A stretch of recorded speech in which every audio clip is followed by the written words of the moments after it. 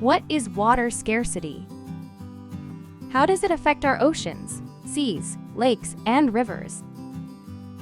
What are some things you can do to help alleviate this growing problem? These are some of the questions we'll answer on this Shoreflix episode on water scarcity. First, let's start by understanding what water scarcity means. Water scarcity occurs when the supply of fresh water is insufficient to meet demand. There are two types of water scarcity: physical scarcity and economic scarcity. Let's explore each type in more detail. When there is just not enough water to supply a population or environment with the water it needs, this is known as physical water scarcity. Physical water scarcity can be caused by population growth, overuse, or poor water management practices. Although the Earth is mostly covered in water, less than 1% of it is actually available for human use. The rest is either salty ocean water, too inaccessible, or locked away in glaciers. This means that as we consume more water, it will become increasingly difficult to provide enough for everyone. In environments where there's plenty of water to meet demand, but there exists a lack of infrastructure to make it available to those who need it, this is known as economic water scarcity. According to the United Nations, economic scarcity is the most common type of water scarcity. Economic water scarcity is more common in developing countries where there aren't aqueducts and wells. In these places, people often have to travel long distances to gather water for their daily needs, oftentimes on foot. While water scarcity as it relates to freshwater rivers and lakes may be more apparent, it can also have effects on our oceans and seas. Let's explore some of the causes of water scarcity in more detail.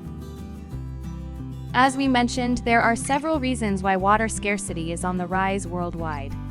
One of the main reasons is population growth.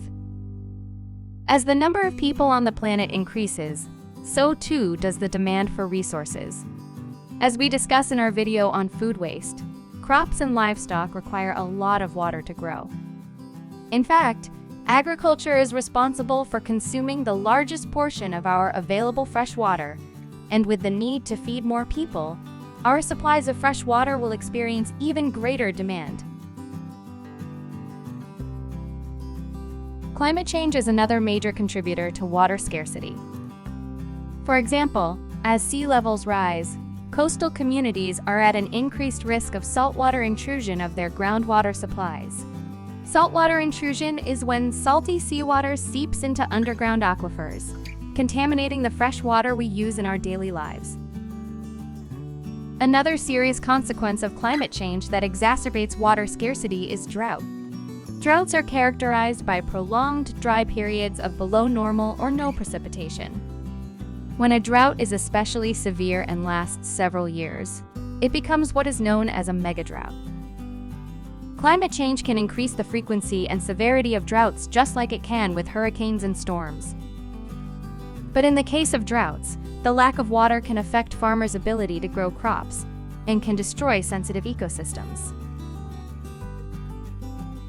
In addition to droughts, reduced rain and snowfall because of climate change can also greatly contribute to water scarcity.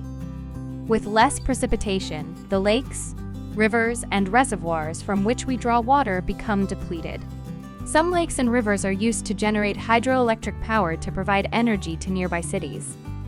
If there isn't enough inflow, which is the water that flows into a lake or reservoir, then the water level may not be sufficient to generate power, which presents its own set of problems.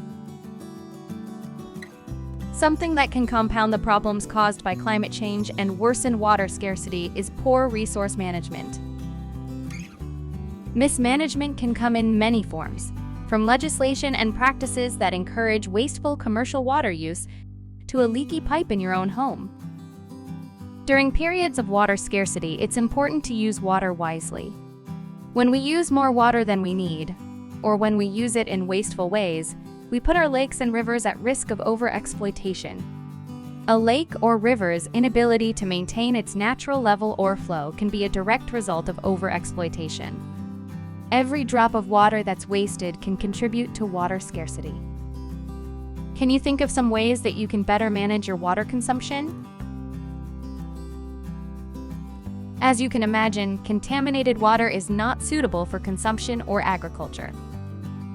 When pollutants like industrial chemicals and pesticides end up in our lakes and rivers in sufficient quantities, they can render that water unusable, in addition to damaging the surrounding environment. Polluted lakes and rivers decrease the availability of water, which increases water scarcity. It may seem a wonder that water scarcity exists when over 70% of our planet is covered in oceans. Historically, ocean water has not been useful for human consumption or agriculture because of its high salinity. That changed in the 20th century when desalination techniques became more efficient and cost-effective. Today, there are tens of thousands of desalination plants operating all over the world. While desalination plants provide potable water to millions of people globally, it's important to know some of the problems they can cause. Desalinating water is very energy intensive. Climate change is a growing problem, and many desalination plants are powered by fossil fuels. In addition, a byproduct of the desalination process is brine, which is water that has an extremely high concentration of salt. When this brine is discharged back into the environment, it can cause imbalances in salinity that can negatively affect sea life and the ecosystem. Many innovative and impressive developments have provided fresh water to people all over the world, like massive systems of aqueducts, access to underground aquifers, and desalination plants. One of the best things we can do to help alleviate water scarcity is to conserve water as much as possible. Here are some ways you can help preserve this precious resource. Use water wisely. Turn off the faucet whenever you're not actively using water, like when brushing your teeth or washing your hands.